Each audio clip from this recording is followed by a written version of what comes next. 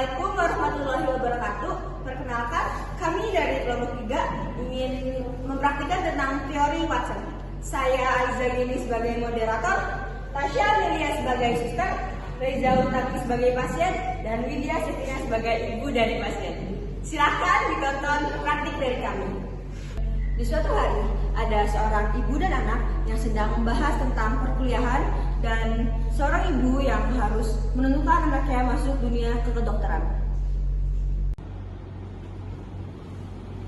Di ruang keluarga. Sini dulu ibu ngomong. Iya bu, kenapa? Kamu setelah lulus SMA masuk kedokteran aja ya, kayak anaknya ibu Lina. Tapi bu, aku punya pilihan sendiri. Aku udah menentukan cita-citaku sendiri. Gak ada tapi-tapian, pokoknya kamu harus masuk. Reza meninggalkan Ibu Vina dan mulai memasuki kamarnya. Di kamar Reza, Gue tuh capek banget. Kenapa sih gue tuh harus selalu nurut sama ibu gue?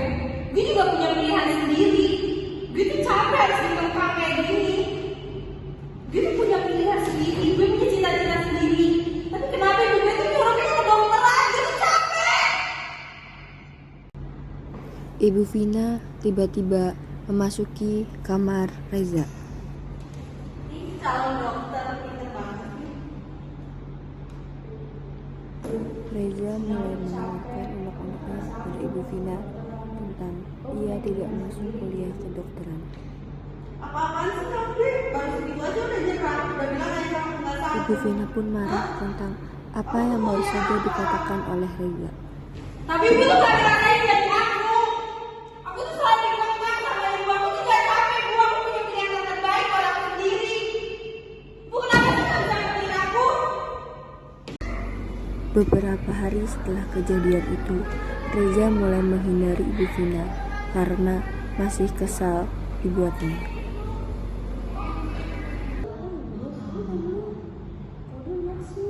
Ibu Vina mulai menyadari perubahan anak itu yang mulai menghindarinya dan terus menghindarinya.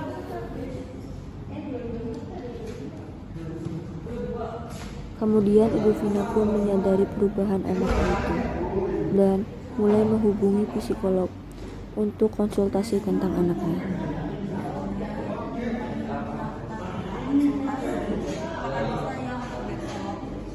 Ibu Vina pun mulai mengatur jadwal untuk bertemu dengan psikolog.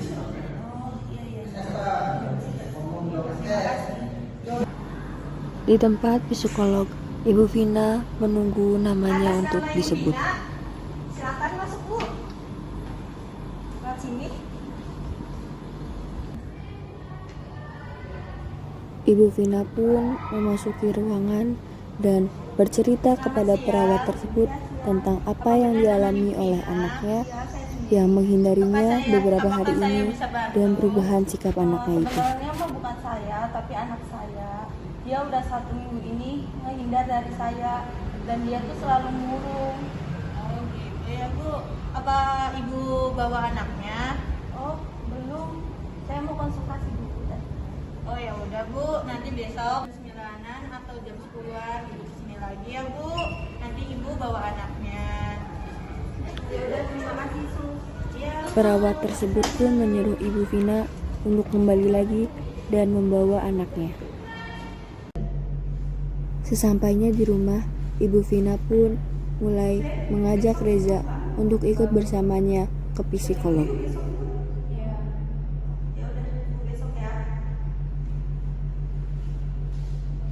Ibu Vina pun mulai menunggu Reza pulang dari sekolah.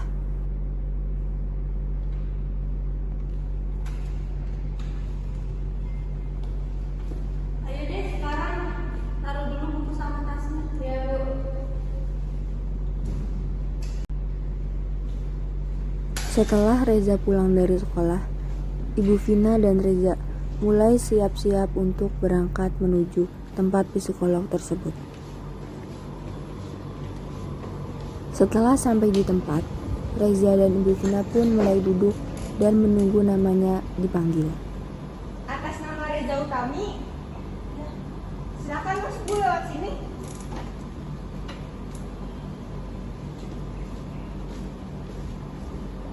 Selamat siang, Ibu Vina dan Reza pun sudah berada di dalam ruangan. Ya, saya sendiri. Oh iya Ibu, nanti Ibu keluar dulu ya. Nanti saya sama anaknya dulu. Nanti saya yang jelasin kenapa karena anaknya kayak gini. Ya udah, terima kasih. Iya Bu. Kemudian perawat tersebut pun menanyai Reza, tetapi Reza tidak menjawabnya. Iya, nanya deh. Nama adek siapa? Reza. Reza ya. Umur adek berapa? 18. Alamatnya di mana ya dek? Tetapi akhirnya Reza menjawab pertanyaan dari perawat tersebut dan mulai ditensi oleh perawat tersebut. Bentar ya dek, tangannya.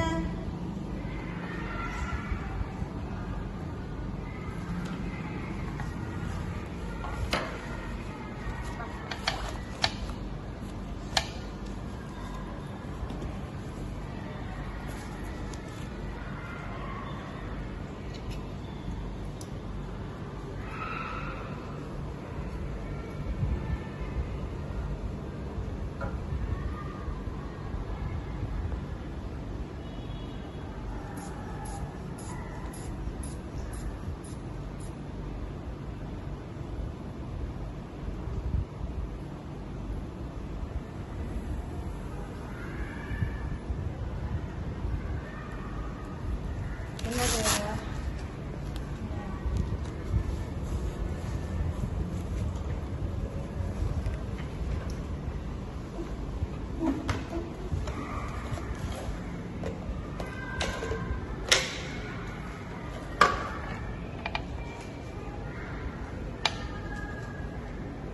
Setelah itu, perawat pun mulai menanyakan kepada Reza apa yang dialaminya selama ini sampai membuatnya berubah. Adek, ya. Oh ya, adek tuh kenapa ya di rumahnya ada masalah? Boleh diceritakan nanti adek cerita ke suster aja. Ayo deh cerita. Jadi tuh gini sus, aku tuh di rumah selalu dikekang sama ibu saya. Saya tuh selalu kayak Kemudian Reza pun mulai menceritakan kehidupannya yang selalu dipaksa oleh orang tuanya agar memasuki dunia kedokteran, sampai akhirnya memaksain saya harus masuk kedokteran. Saya juga punya cita-cita saya sendiri. Saya tahu mana yang terbaik buat saya sus. Tapi ibu saya tuh selalu nuntut saya sus. Yang sabar ya dek. Saya juga capek sus. Tapi nggak tahu kenapa ibu saya tuh selalu maksa saya. Saya tuh harus apa sus? Ya dek, nanti saya bilang ya dek ke ibunya. Ada yang sabar dan nangis. Ya udah deh, jangan nangis. Nanti suster aja yang bilang. Nanti adek boleh pulang ya. Yuk, terus.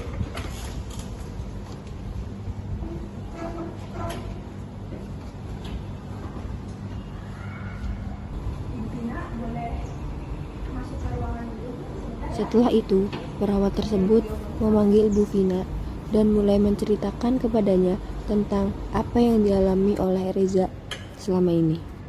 Selamat siang Ibu. Ya, siang Sus.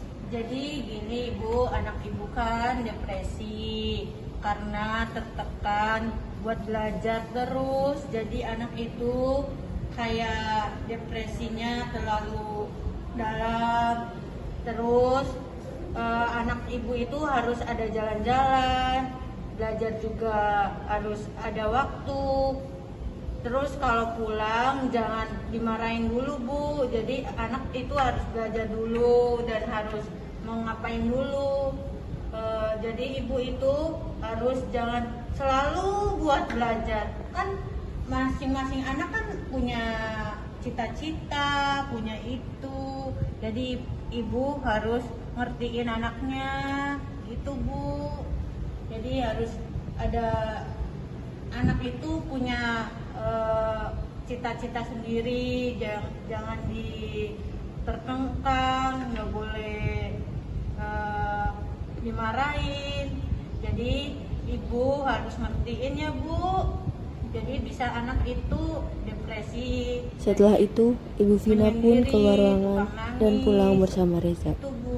Ibu Vina mulai menerapkan apa yang dikatakan oleh perawat tersebut hingga Reza sudah kembali seperti semula dan mulai melakukan aktivitasnya sehari-hari.